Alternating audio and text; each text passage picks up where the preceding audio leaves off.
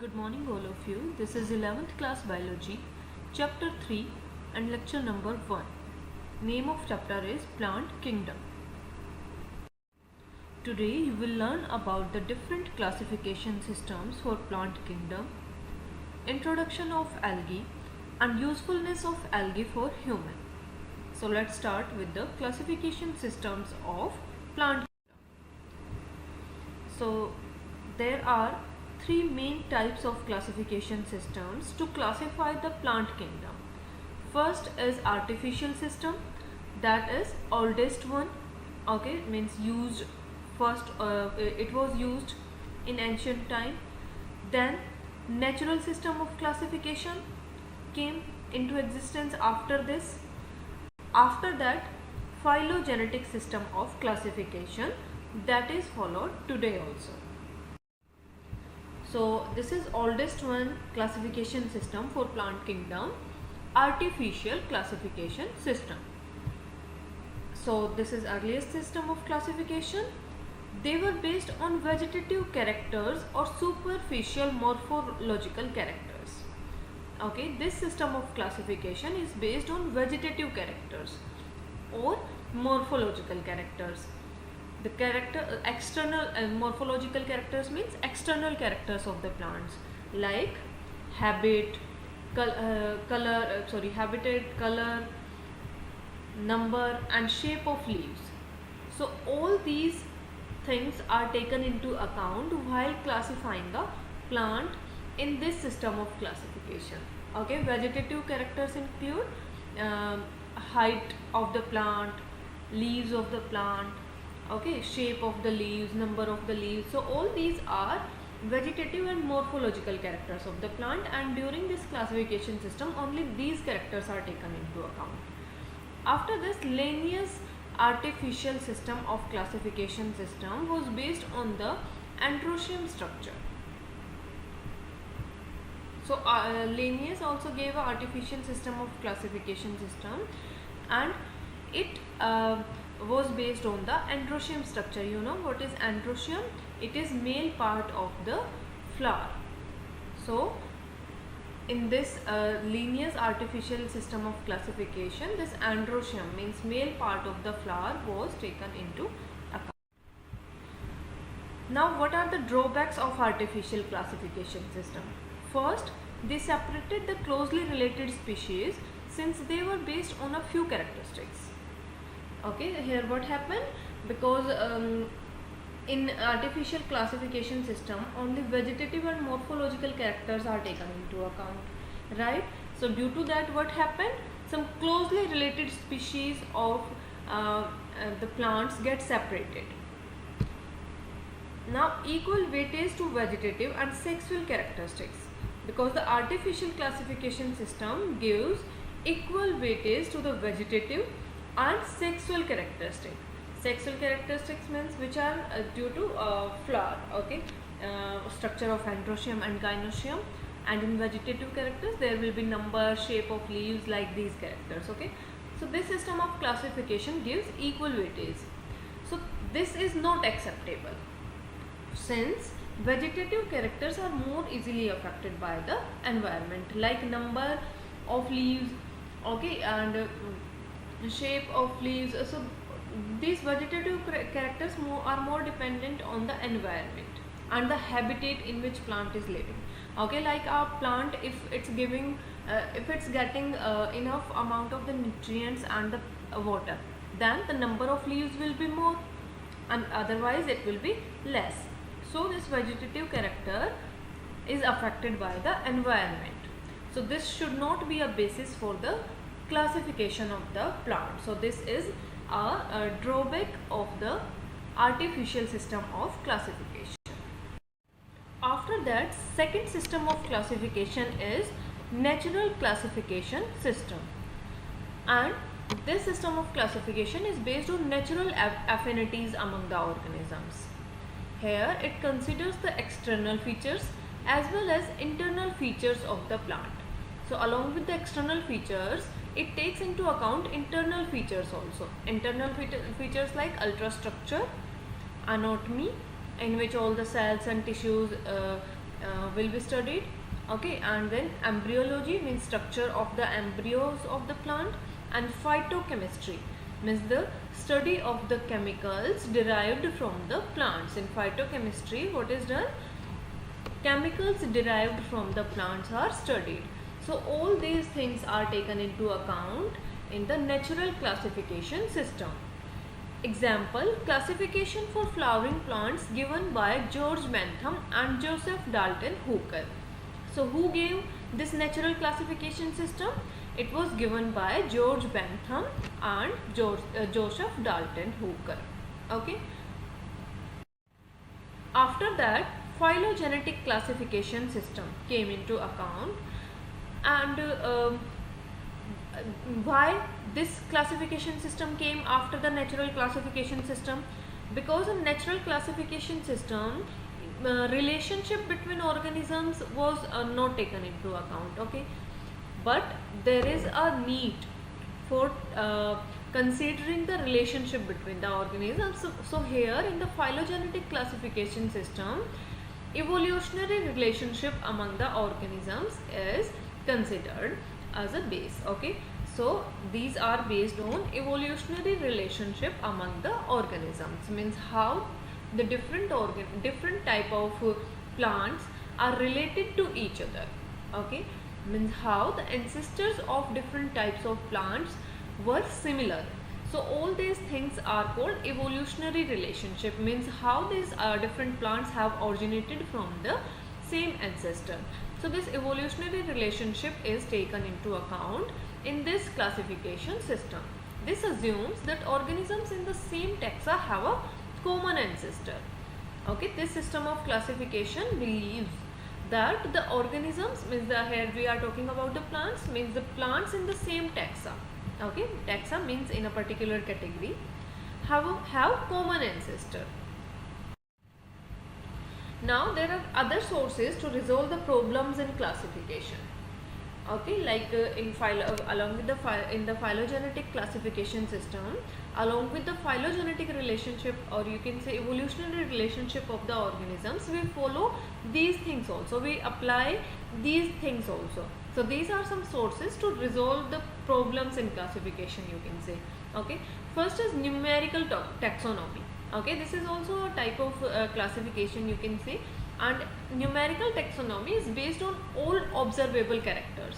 Okay, means all the characters of the plants which can be observed will come under the numerical taxonomy.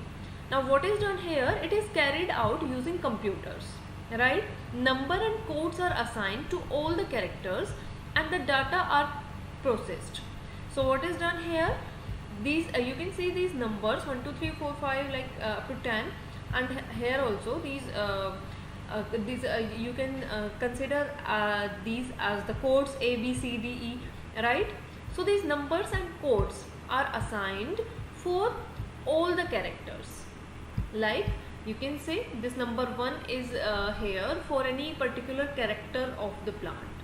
Then A is also for any particular character of the plant, right? So these numbers and codes are assigned to all the characters. Thus hundreds of characters can be equally considered. So with the help of computers, then what is done? Hundreds of the characters can be matched. Okay, means if the characters are matching between the plants, it means those plants are more closely related.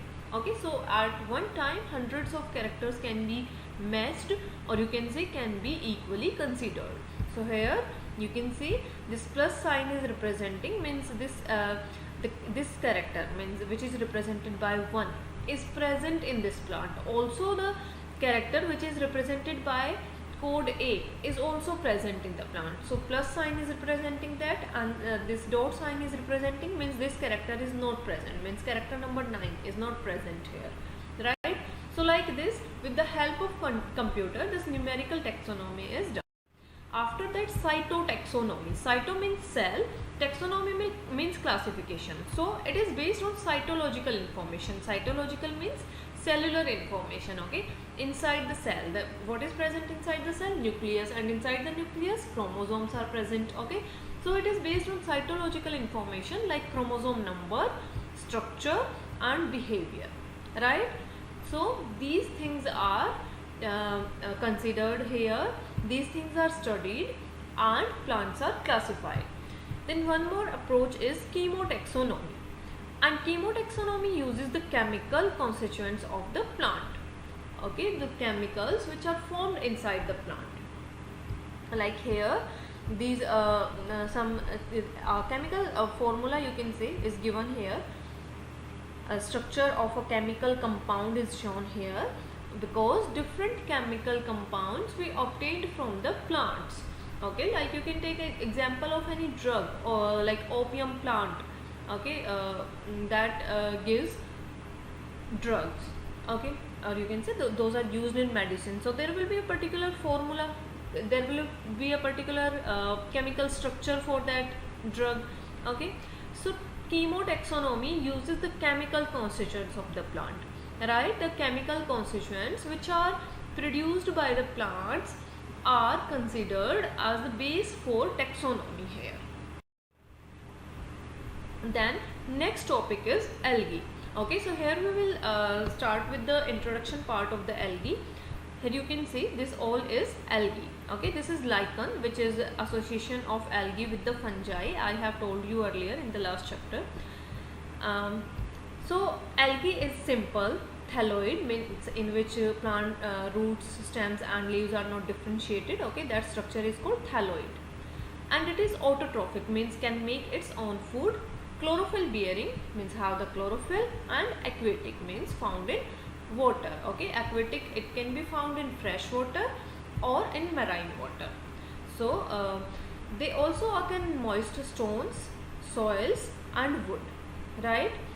And some occur in association with fungi. So here you can see some algae occur in association with fungi and animals as well, okay. Here you see these fur-like structure present on this bear, okay. This is called sloth bear, and these green fur-like structure present on its body are due to certain algae, because on its hair the algae has grown, okay, and due to that algae growth, color of its hair is green, okay. So algae can be found on some animals body also. After that, the form and size of algae is highly variable, okay. Here you can see different types of algae, okay. Some algae are microscopic and are unicellular, means made up of one cell. Example, Chlamydomonas. So this is Chlamydomonas algae, and these Chlamydomonas algae are unicellular, means made up of single cell. Then algae can be in colonial form. For example, volvox. See here, these are volvox, and these are colonial form. Colonial means different algae will make a group together, okay. So this is a complete colony. This is called a complete colony. Then filamentous form also. So algae can be found in filament-like structure. Here you see this filament-like structure in Eulothrix and in Spirogyra, right? So these are filamentous type algae, these are colonial form of algae, and these are unicellular algae. Algae can be found in these three shapes. After that, about the reproduction of algae, how the reproduction occurs in algae. So reproduction in algae can be vegetative, asexual or sexual, okay. Means all the three types of reproduction can occur in algae. If there will be vegetative reproduction, it will be by fragmentation, and each fragment develops into a thallus, okay. Here you can see in fragmentation in Spirogyra, okay. Spirogyra is an algae, filamentous algae, and what is happening, fragment get detached, okay, like this, and each fragment then give rise to a new algae, or you can say into a new thallus, because the algae body is called thallus. In asexual reproduction, there is formation of spores. So spores are formed here, and this is a picture of the asexual reproduction. Here these spores are formed, and these spores are zoospores here, okay. These are zoospores. So this is most common type of spores formed during the asexual reproduction of the algae. Now these zoospores which are produced here, these are flagellated. Flagellated means flagella are present. Okay, you can see here these flagella are present here. So these are called flagellated zoospores or flagellated spores, and with the help of flagella these can move. So these are motile spores. They germinate to give rise to a new plant, or you can say new algae.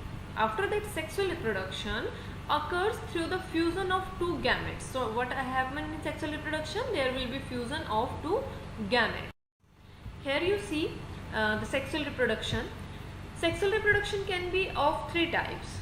It can be of isogamous type, it can be of anisogamous type, or oogamous type. In isogamous type of sexual reproduction, there is fusion of of the gametes similar in size. So see here, these are two gametes. Okay, this is isogamy, means isogamous type of sexual reproduction, and here you can see these two gametes are similar to each other. Okay, these are similar in size as well as in morphology, right? So these are called isogametes, and the reproduction by fusion of these two isogametes is called isogamy, right? Then anisogamous, fusion of two gametes dissimilar in size. So here you see this male gamete is smaller in size and female gamete is larger in size. So these two gametes are dissimilar, you can say.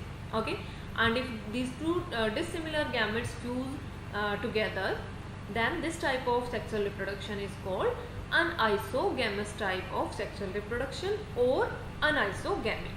Okay, and example is in Chlamydomonas. So such type of means anisogamy occurs in Chlamydomonas and isogamy occurs in Spirogyra.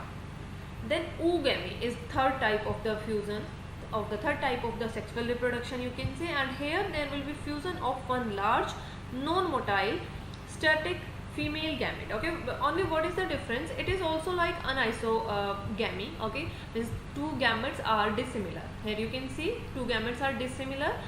What is the difference here? Egg is always larger in size.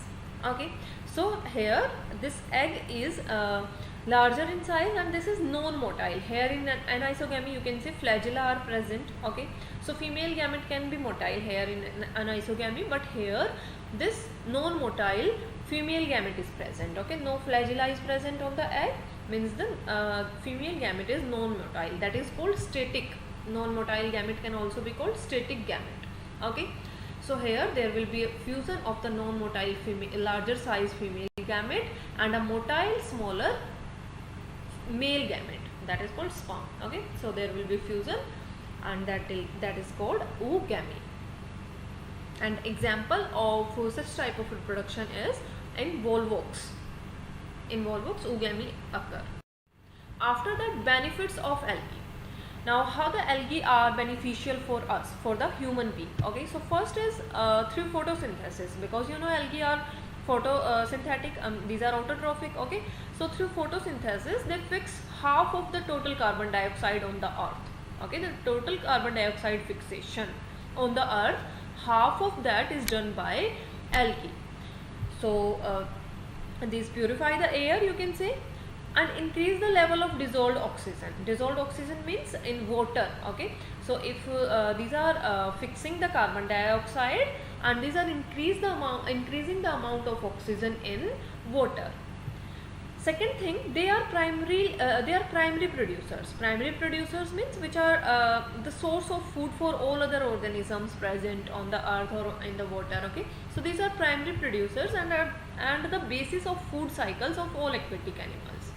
So if we talk about the aquatic animals, the algae are the primary producers and all other aquatic animals get food directly or indirectly from the algae, from these producers.